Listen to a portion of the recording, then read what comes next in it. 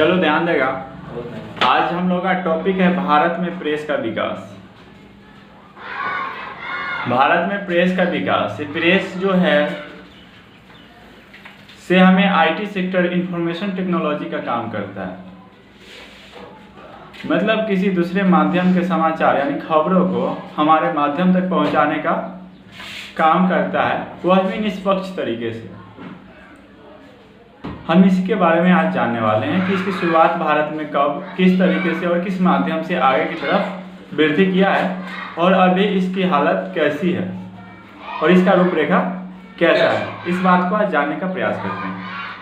सबसे पहले इसका विकास भारत में कब और कैसे हुआ, इस चीज़ को जान लेते हैं। भारत में छापाखाना के विकास के पहले हाथ से लिखकर पांडुलिपियों को तैयार करने की पुरानी एवं समृद्ध परंपरा थी। इसका मतलब होता है यह कि जब छापाखाना नहीं था, प्रिंटिंग प्रेस नहीं था जिससे प्रिंट किया जाता है माध्यमों को, उससे पहले भी हमारे भारत में पांडुलिपियों के माध्यम से हस्तलिखित पांडुलिपियों को तैयार करके और अपने संदेश को किसी एक के पास से दूसरे के पास पहुंचाने का काम किया जाता था। ठीक है। उसके आगे यहाँ संस्कृत, अरबी एवं फारसी साहित्य की अनेकानेक तस्वीर प्रयुक्त सुलेखन कला से परिपूर्ण साहित्यों की रचनाएं होती रहती थी और इन्हें मजबूती प्रदान करने के लिए सजिल्द भी किया जाता था। फिर भी पांडुलिपियाँ काफ़ी नाजुक और महंगी होती थी। यह जो थी इसकी रचनाएं बहुत सॉफ्ट और मुलायम तरीके की रहा करता था। इसको एक जगह से दूसरी जगह तक पहुंचाने के लिए सजिल्द यानी जिल्द के टाइप का उसके ऊपर रिकवर करने का भी काम किया जाता था, जिस वजह से यह तो नाजुक तो था ही, साथ में महंगा भी हो जाता था। साथ में यह क्या हो जाता था? महंगा भी हो जाता था। नाजुक के साथ साथ यह महंगा भी होता था। पांडुलिपियों की लिखावट कठिन होने एवं प्रचुरता से उपलब्ध नहीं होने के कारण यह आम जनता के पहुंच के बाहर थी।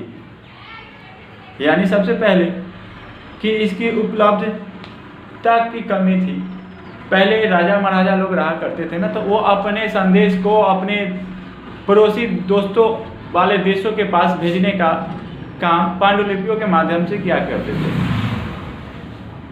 लेकिन यह आम जनताओं के लिए उपलब्ध नहीं हो पाता था।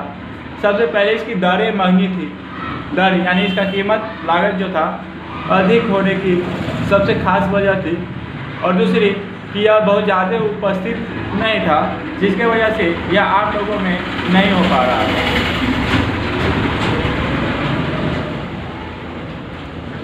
प्रिंटिंग प्रेस सबसे पहले भारत में पुर्तगाली धर्मचारकों द्वारा 16वीं सदी में लाया गया।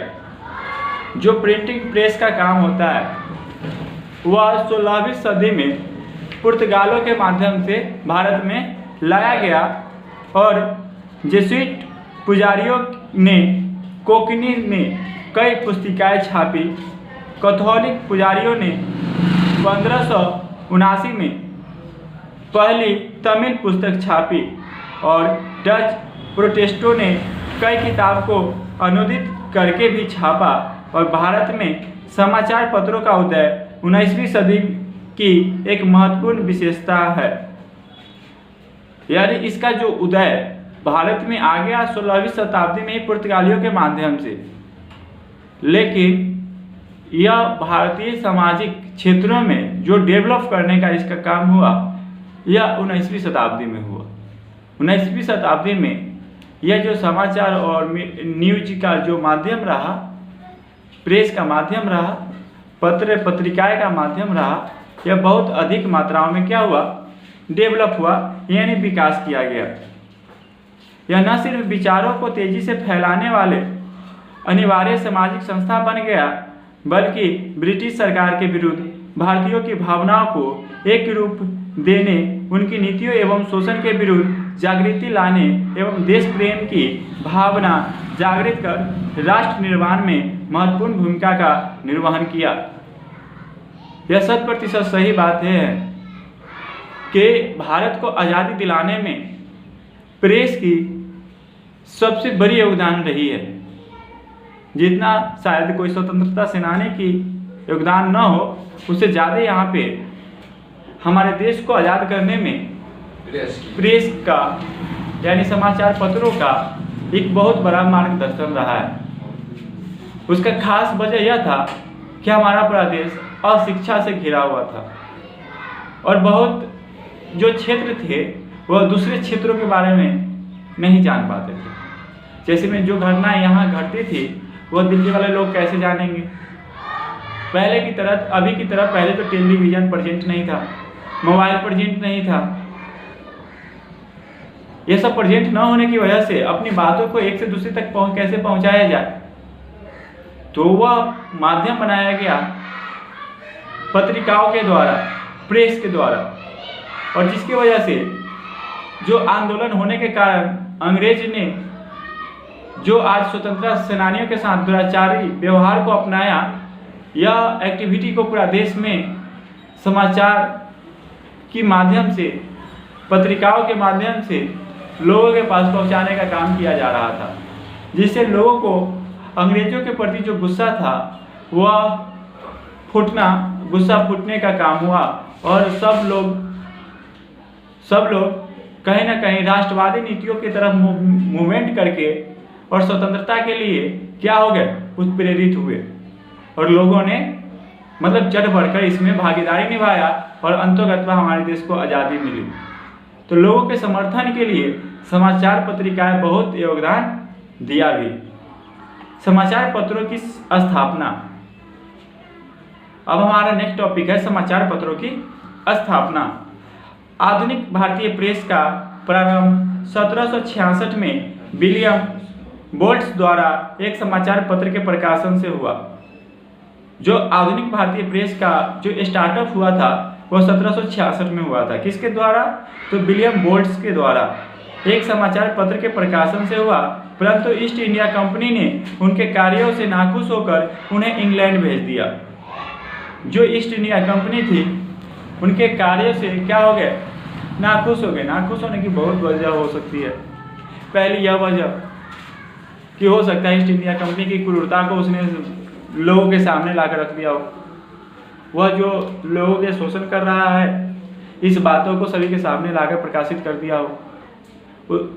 ईस्ट इंडिया कंपनी को यह लगा कि कहीं ना कहीं यह क्या करेगा, तो सभी लोगों को यह बात को जानकारी दे देगा कि हम इसको शोषण कैसे कर रहे हैं। तो सभी लोग हमारे प्रति क्या होंगे, विरोध जाहिर करने लगेंगे और हमारा जो यह नीति जो चल रही है जिससे पूरा भारत पे राज करने का प्रयास जो चल रहा है वो क्या हो जाएगा, अधूरा रह जाएगा और समापन भी हो सकता है। तो इसलिए उसने उसको यहाँ से ट्रांसफर करने का भी प्रयास किया होगा। शायद यह भी वजह होगी, अगर कोई और वजह होगी वो हो सकती है। इंग्लैंड भेज दिया और 1780 में J.K. हिक्की ने बंगाल गजट समाचार पत्र प्रकाशित करना आरंभ किया। के हिक्की द्वारा बंगाल गजट नामक समाचार पत्र का प्रकाशित हुआ था। हिक्की को भी कंपनी की आलोचना करने के अपराध में सजा भुगतनी पड़ी। बात वही हुआ ना, कंपनी के विरोध में बातें करना।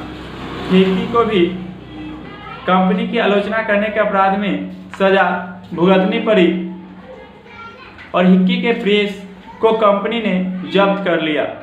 हिक्की के प्रेस को कंपनी ने क्या कर लिया, जब्त कर लिया। यह ईस्ट इंडिया कंपनी जो पहले काम कर रही थी वही काम अभी हमारा बीजेपी सरकार कर रहा है। वही काम अभी हमारा बीजेपी सरकार कर रहा है कि सभी समाचार पत्रों के माध्यम जितने भी है सभी में अपनी हिस्सेदारी को कायम रखा है, पूंजीपतियों को शामिल किया है और सिर्फ अपने फेवर में बातें करता है और उसकी जो कमजोरी है, उसने जो गलतियां करता है वो सारी गलतियां को क्या करता है, पर्दे के नीचे छुपाए रखे हुए है, लोगों के सामने प्रकट होने नहीं देते हैं। तो यह एक माध्यम है कि ये जो अंग्रेजी शासन और सत्ता जो हमारे देश पे अधिकार कर रखा था, सेम उसी प्रकार से बीजेपी सरकार पूंजीपतियों के हाथों में हमारे देश को समर्पित करके और उसी प्रकार से शोषण कर कर और गुलाम करने का प्रयास का एक माध्यम को शुरुआत कर दिया है। आगे देखते हैं नवंबर 1780 में प्रकाशित इंडिया गजट दूसरा भारतीय पत्र था। पहले था बंगाल गजट। बंगाल गजट मतलब 1780 में के हिक्की द्वारा प्रकाशित किया गया था। उससे पहले ही हमारे यहाँ माध्यम आया था 1766 में विलियम बोल्ट्स के अनुसार, जो प्रेस का काम किया था, लेकिन उसका कोई नामकरण नहीं रहा। लेकिन 1780 में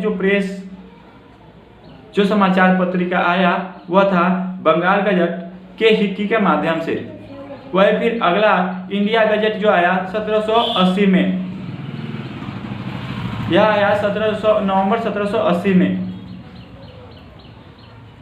18वीं सदी के अंत तक बंगाल में कलकत्ता कैरियर, एशियाटिक मिरर तथा ओरिएंटल स्टार, बम्बई गजट तथा हेराल्ड और मद्रास कैरियर, मद्रास गजट आदि समाचार पत्र प्रकाशित होने लगे। यानी 18वीं शताब्दी तक बहुत सारे समाचार पत्र क्या होने लगे, अलग अलग प्रकार से प्रकाशित होने लगे, जिसमें कुछ खास था Calcutta Courier, Asiatic Mirror, Oriental Star, Bombay Gazette, Herald और मद्रास कैरियर। यह प्रमुख प्रेस था जो उस समय काम में आया था। इनकी विशेषता थी कि ये एक दूसरे के प्रतिस्पर्धी न होकर पूरक थे, यानी यह एक दूसरे से कंपटीशन करने का कार्य नहीं कर रहा था। यह सब अपने अपने माध्यमों से अपने अपने विचारों को प्रकाशित करने का काम कर रहा था। हम उससे बिजोड़ है, हम उससे बेहतर है, हम उससे सुंदर है और हम उससे ज़्यादा मतलब सच बोलने वाले, ऐसी बातें को और इस प्रकार की जानकारियों को यह अपने से दूर रहा करते। अपने से दूर रखने के कारण यह एक आज़ाद प्रेस का कार्य करता था। इंडिपेंडेंस मतलब एक स्वतंत्र तरीके से इस काम को वह करता था। इनका क्षेत्र कंपनी के अधिकारियों, व्यापारियों तथा मिशनरियों तक ही सीमित था। भारतीय द्वारा प्रकाशित प्रथम समाचार पत्र 1816 में एक भारतीय के द्वारा प्रथम बार समाचार प्रकाशित किया गया। 1816 में गंगाधर भ्रष्टाचार्य का साप्ताहिक बंगाल गजट था। ये जो भारतीय द्वारा प्रकाशित प्रथम समाचार पत्र था 1816 में, यह गंगाधर भट्टाचार्य का साप्ताहिक बंगाल गजट था। और 1818 में भारतीय व्यापारियों ने जेम्स सिल्क वर्किंघम नामक पत्रकार की सेवा प्राप्त की और इसने बड़ी योग्यता से कलकत्ता जर्नल का संपादन करके लॉर्ड हेस्टिंग तथा लॉर्ड एडमसन को परेशानी तथा उलझन में डाल दिया। वर्किंघम ने अपने पत्रकारिता के माध्यम से प्रेस की जनता का प्रतिनिधित्व बनाया। मतलब एक वो समाचार के माध्यम से क्या किया, समाचार के माध्यम से उसने यह किया कि समाचार पत्र को जनता का प्रतिनिधित्व बता दिया। प्रतिनिधि का मीन्स क्या होता है, नेतृत्व करना। जैसे बिहार का प्रतिनिधित्व या मतलब नीतीश कुमार कर रहे हैं और राजद का प्रतिनिधित्व तेजस्वी यादव कर रहे हैं ना, माननीय तेजस्वी यादव जी अभी कर रहे हैं ना। राजद का मतलब जो उनका अध्यक्षता हो या उनकी कार्यभार रूपरेखा हो, यानी वह प्रतिनिधि के तौर पे काम कर रहे हैं। तो प्रतिनिधि का मीन्स यह आया। तो उस समय जिस समय अंग्रेज हम पे शासन कर रहा था, उस समय प्रतिनिधित्व का काम किसने किया, तो समाचार पत्र के माध्यम से किया गया। इस प्रेस की आलोचनात्मक दृष्टिकोण अपनाने, जांच पड़ताल करके समाचार देने तथा नेतृत्व प्रदान करने की ओर प्रवृत्त किया। अपने प्रगतिशील कार्यों से ये कंपनी की आंखों में खटकने लगे और फलतः उन्हें 1823 में इंग्लैंड भेज दिया गया। 1823 में इंग्लैंड भेज देने के बाद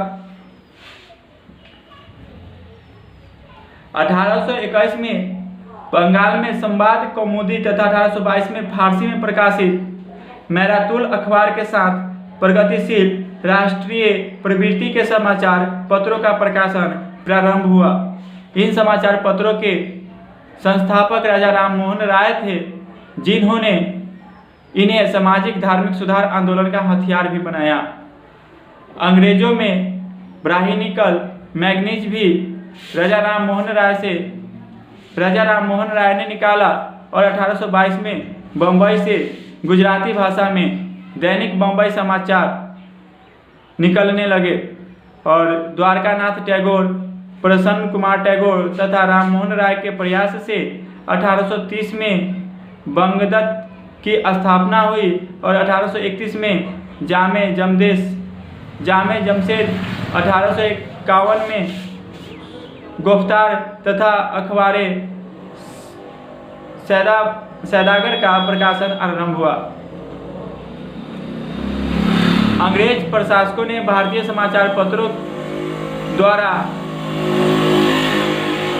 तत्कालीन सामाजिक, धार्मिक तथा राजनीतिक समस्याओं पर विचार विमर्श का अवगत नहीं किया और प्रेस की प्रतिबंधित करने का क्रूरतम प्रयास किया।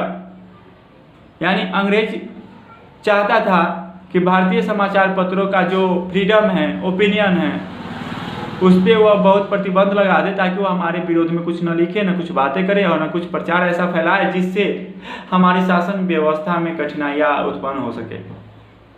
प्रेस की विशेषता समयानुसार बदलते परिप्रेक्ष्य में देखो प्रेस की विशेषता क्या थी और समय के अनुसार वह कैसे कैसे बदलाव लाया।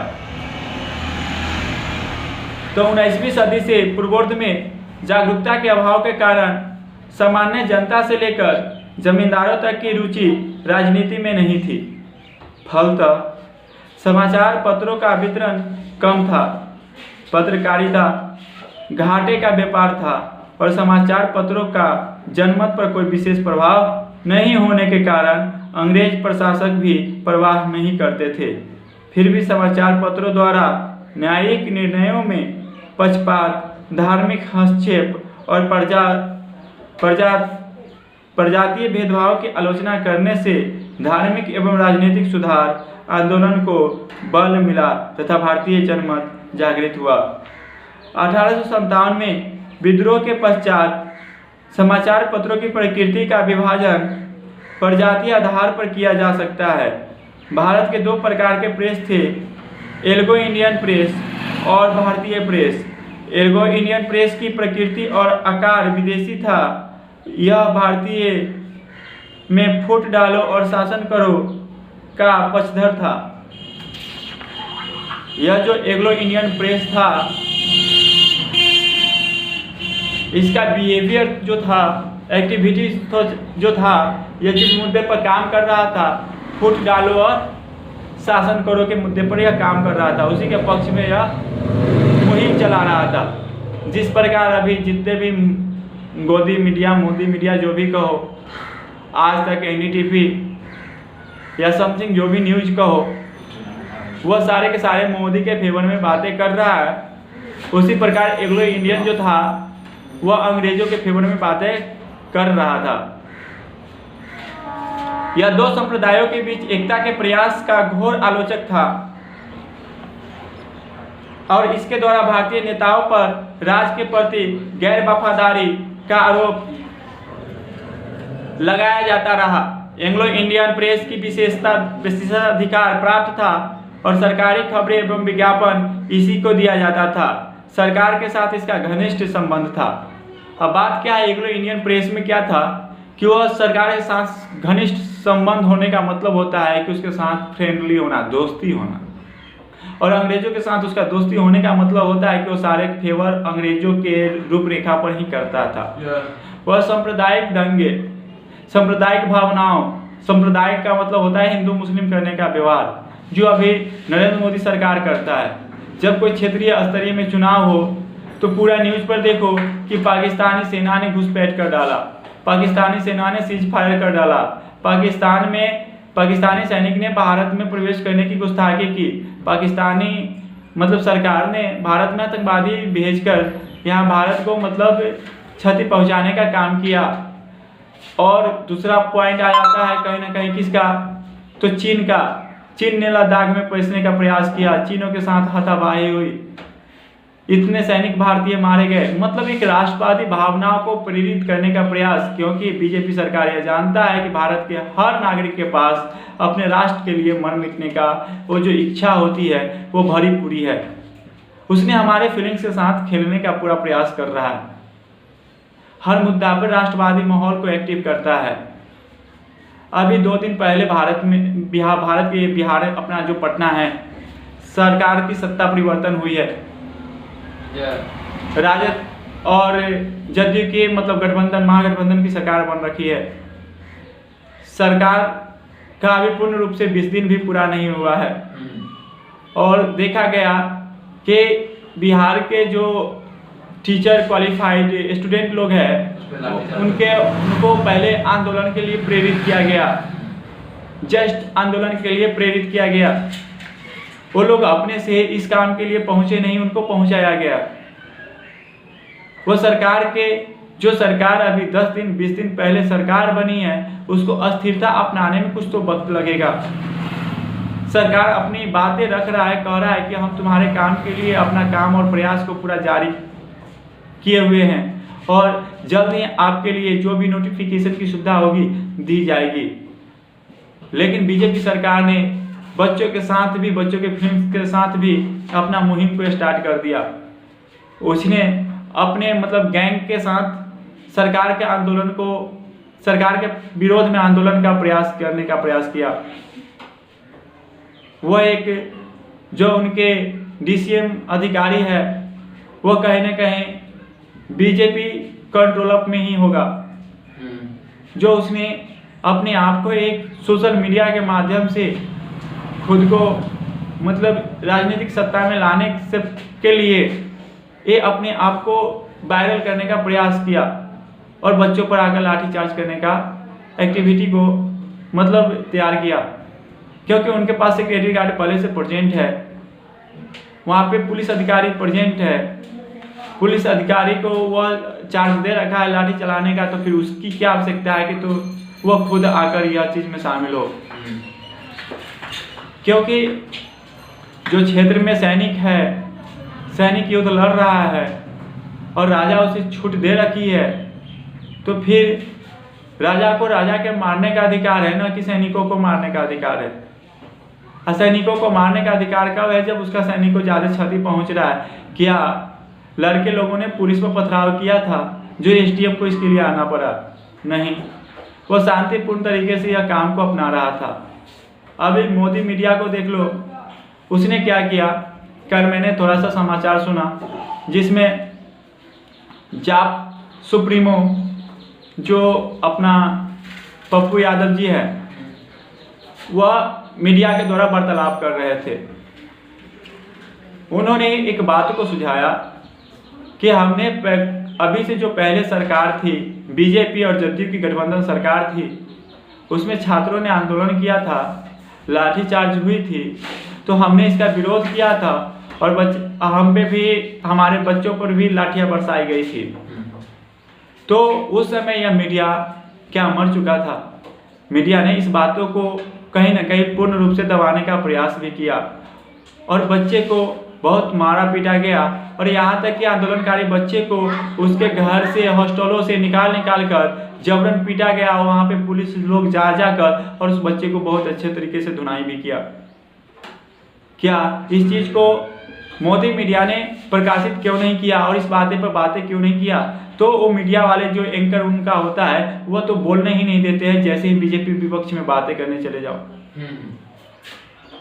वह बोलने ही नहीं देते हैं।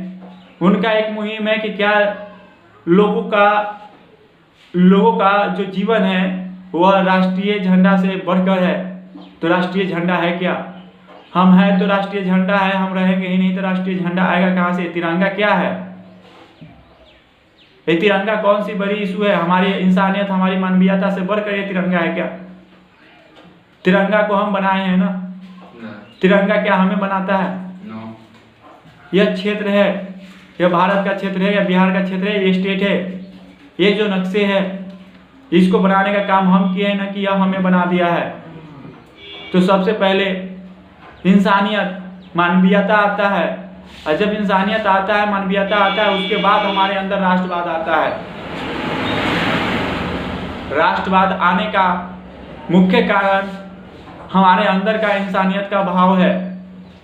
अगर हमारे पास अंग्रेज भी हमारे सत्ता में शासन कर रहे होते और वह इंसानियत के तौर तरीके से शासन कर रहे होते और हम पे किसी प्रकार की क्रूरता का व्यवहार न करते, वह हमें किसी प्रकार का शोषण करने का व्यवहार न करते और यहाँ से संपत्ति लूट कर ले जाने का व्यवहार न करते, तो उनकी शरण भी हमें मंजूर थी, उनका सरकार भी हमें मंजूर था, उनका डेमोक्रेसी, उनका जो कंडीशन था वो सारा चीज़ बेहतर होता, तो हमें वैसी सरकार भी हमें मंजूर था और हम उसका विरोध कभी न करते। हम विरोध किस चीज़ का करते हैं? जहाँ इंसानियत का, जहाँ मानवीयता का, जिस सरकार से हो, जिस पार्टी से हो, वो देसी हो या विदेशी हो, जो कंपनी करे वो देसी कंपनी हो या विदेशी कंपनी हो, या जिस माध्यम से भी किया जाए, हम विरोध उसका करते हैं।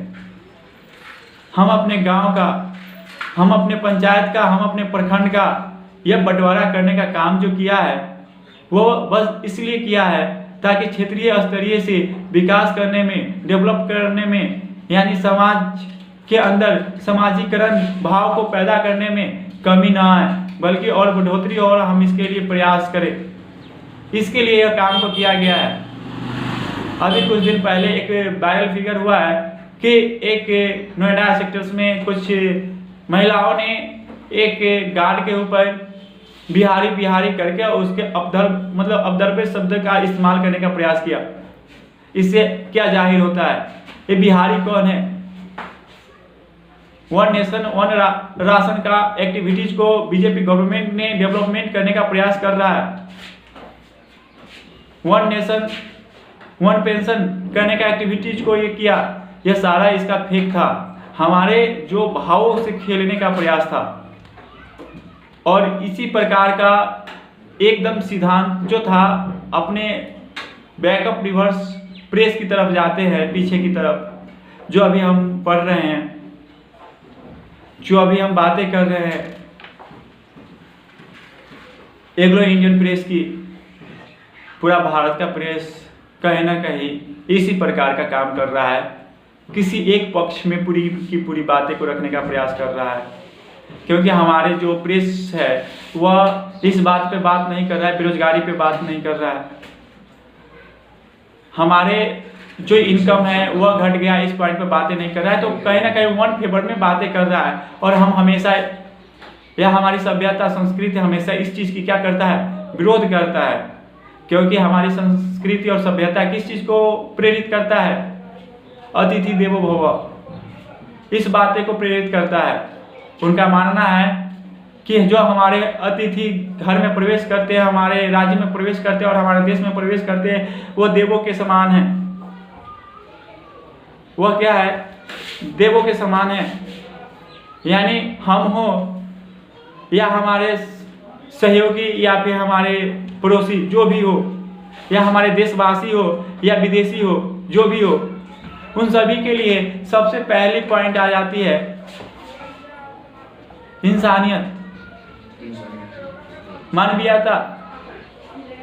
उसके बाद वह किस राष्ट्र का है, किस देश का है, यह बातें किया जाए। वह कौन से झंडा को लहरा रहा है, कौन से झंडा को फहरा रहा है, इस पॉइंट को बात किया जाए।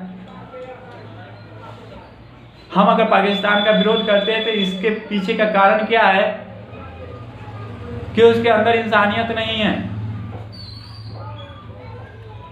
वह आतंकवादियों के भेदभावों को अपनाता है और लोगों को मारने का काम करता है, बस इसलिए ना।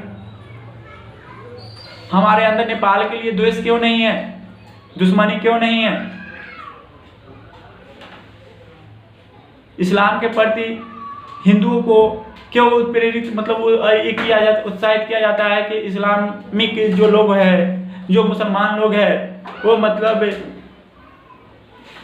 मतलब आतंकवादी है, या फिर उनको कट्टर मुस्लिम कह के संबोधित किया जाता है, क्योंकि उनकी एक्टिविटी पैगंबर का जो पॉइंट ऑफ व्यू रहा, उनका अपना धार्मिक एक्टिविटीज को जो विस्तार करने का एक्टिविटी रहा कि या तो हमारे शासन में रहो, तो हमारे शासन में रहोगे तो हम जो धर्म को मानते हैं वही धर्म को तुम्हें मानना पड़ेगा। और इस वजह से पूरे विश्व में मतलब अपने आप को जो विस्तार करने का प्रयास किया जबरन, इसलिए कहीं ना कहीं उसने भी इंसानियत का शोषण किया, उसने भी कहीं ना कहीं मानवीयता का शोषण किया, इसलिए हम उसका विरोध करने का प्रयास करते हैं या विरोध करते हैं। लेकिन जिस फेवर में इंसानियत हो उस तरफ की पार्टी को विरोध करना कहीं ना कहीं गलत होता है। तो हम या हमारी संस्कृति सभ्यता कभी भी न अंग्रेजों का विरोध किया है, न कांग्रेस को विरोध किया है, न बीजेपी को विरोध किया है। यह हमेशा उस पार्टी को विरोध करता है जो इंसानियत को शोषण करने का काम करता है, जो मानवीयता को समझता नहीं, उसको अपने निजी स्वार्थ के कारण उत्प्रेरित करता है, उसको शोषण करता है, उस पर जबरन उसको तकलीफ पहुंचाता है। इसलिए हम उसका विरोध करते हैं। विरोध करने का सबसे खास वजह और सबसे खास बात यह होती है क्योंकि यह किसी सांप्रदायिक से जुड़ा हुआ नहीं होता है, किसी भी देश से जुड़ा हुआ यह बातें नहीं होता है। चलिए आगे के टॉपिक देखते हैं। भारतीय प्रेस अंग्रेजी तथा अन्य भारतीय भाषाओं में प्रकाशित होते थे। 19वीं तथा 20वीं सदी में राम मोहन राय, सुरेंद्र नाथ बनर्जी, बाल गंगाधर तिलक, दादा भाई नौरोजी, जवाहरलाल नेहरू, महात्मा गांधी, मोहम्मद अली और मौलाना आजाद आदि ने भारतीय प्रेस की शक्तिशाली तथा प्रभावकारी बनाया। 19वीं सदी में अंग्रेजों द्वारा संपादित कई समाचार पत्र थे, जिनमें टाइम्स ऑफ इंडिया 1861 में, स्टेट्समैन 1875 में, इंग्लिशमैन कलकत्ता में, मद्रास मेल मद्रास में और पायनियर 1865 में इलाहाबाद से और 1876 में सिविल और मिलिट्री गजट लाहौर में प्रकाशित होने लगे थे। मतलब बहुत सारे न्यूज़पेपर, न्यूज़ का जो प्रकाशन का माध्यम था, प्रेस का माध्यम था, वो जैसे अभी बहुत प्रकार की कंपनियां हैं ना, उसी प्रकार की मतलब इसका डेवलपमेंट हो गया। प्रेस का अलग अलग इसके मतलब बने मालिक हुए होंगे, अलग अलग लोगों ने इनका मतलब स्थापना किया और अपने अपने बातों और विचारों को माध्यमों से, इस माध्यमों से फैलाने का काम किया और इनके बीच किसी भी प्रकार की कोई कंपटीशन नहीं थी। यह निष्पक्ष होकर अपना काम करने का प्रयास कर रहा था। 1858 में ईश्वरचंद्र विद्यासागर ने सोम प्रकाश का प्रकाशन साप्ताहिक के रूप में बंगला में प्रारंभ किया। यह राष्ट्रवादी विचारों से ओतप्रोत समाचार पत्र था और इसने निरीह किसानों के हितों का जोरदार समर्थन किया। लॉर्ड लिटन ने इसकी गतिविधियों के कारण ही वर्नाक्यूलर प्रेस एक्ट लागू किया था और कुछ वर्षों बाद हिंदू पैट्रियट को भी विद्यासागर ने ले लिया। 1874-75 के बीच इस पत्र के लंदन में संवाददाता सुरेंद्र नाथ टैगोर और मनमोहन घोष ने इंडियन मिरर का प्रकाशन शुरू किया। यह उत्तरी भारत का भारतीय द्वारा संपादित एकमात्र दैनिक समाचार पत्र था और केशवचंद्र सेन ने सुलभ समाचार का बंगला में दैनिक प्रकाशन किया।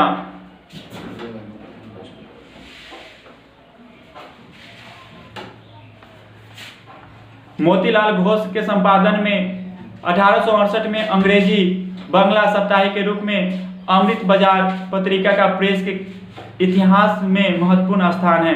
1878 में लिटन के वर्नाक्यूलर प्रेस एक्ट से बचने के लिए यह रातों रात अंग्रेजी में प्रकाशित होने लगा। जो माध्यम था, लिटन ने वर्नाक्यूलर प्रेस एक्ट के माध्यम से क्या किया कि हिंदी समाचार पत्रों को जो उसका फ्रीडम था, आज़ादी था, उस पर एक एक्ट के माध्यम से कंट्रोल कर लिया, कंट्रोल करने का प्रयास किया। लेकिन बाद में फिर इसको समाप्त कर दिया गया और मतलब प्रेस की स्वतंत्रता को दी गई, उसको फ्रीडम को दिया गया कि आप निष्पक्ष होकर अपनी बातें को जनताओं के सामने, आम लोगों के सामने रख सकते हैं। जोगेंद्र नाथ बोस के संपादन में बंगवासी शुरू हुआ, जिसकी वितरण संख्या 8500 तक पहुंच गई। सुरेंद्र नाथ बनर्जी ने बंगाली को राष्ट्रवादी एवं राजनीतिक विचारधारा का प्रभावशाली पत्र बनाने में सफलता प्राप्त की और कलकत्ता से हिंदी, बंगवासी, आर्यवर्त, उच्चवक्ता, भारत मित्र आदि का प्रकाशन शुरू हुआ। कलाकांड उत्तर प्रदेश में हिंदी में हिंदुस्तान का प्रकाशन शुरू हुआ, जो उदार विचारों का पोषक था। भारतेंदु हरिश्चंद्र का हिंदी पत्रकारिता के क्षेत्र में महत्वपूर्ण स्थान है।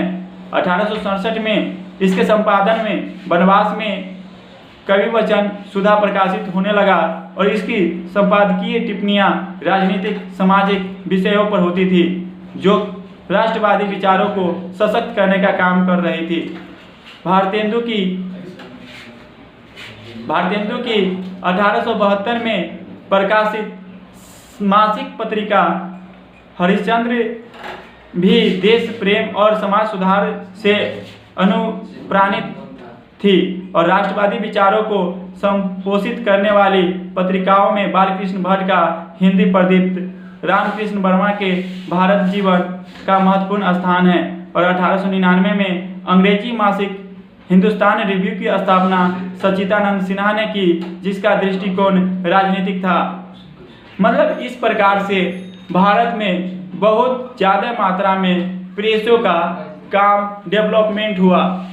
जब देखा गया कि अंग्रेजी एजेंसियां, उनकी कंपनियां या उनका एक्ट या उनकी सरकार ने जब प्रेसों पे कंट्रोल करना स्टार्टअप किया, तो बहुत मात्राओं में प्रेस डेवलपमेंट हो गए, बढ़ोतरी हुआ और बहुत ऐसे प्रेस हुए जो सरकार के विरोध में बहुत ज़्यादा मुहिम को स्टार्टअप किया और लोगों के प्रति राष्ट्रवाद की भावना को फैलाने का काम किया, जिससे असहयोग आंदोलन 1919 से 1923 का कंडीशन जो रहा महात्मा गांधी द्वारा, उसमें लोगों ने बढ़ चढ़ कर भागीदारी जो निभाई, उसका मुख्य योगदान कहीं ना कहीं उससे पहले यह प्रेस के माध्यम से जो राष्ट्रवाद लोगों के अपने अंदर उत्पन्न करने का प्रयास था, वो सफलता हासिल कर लिया था, इस वजह से हो पाया था।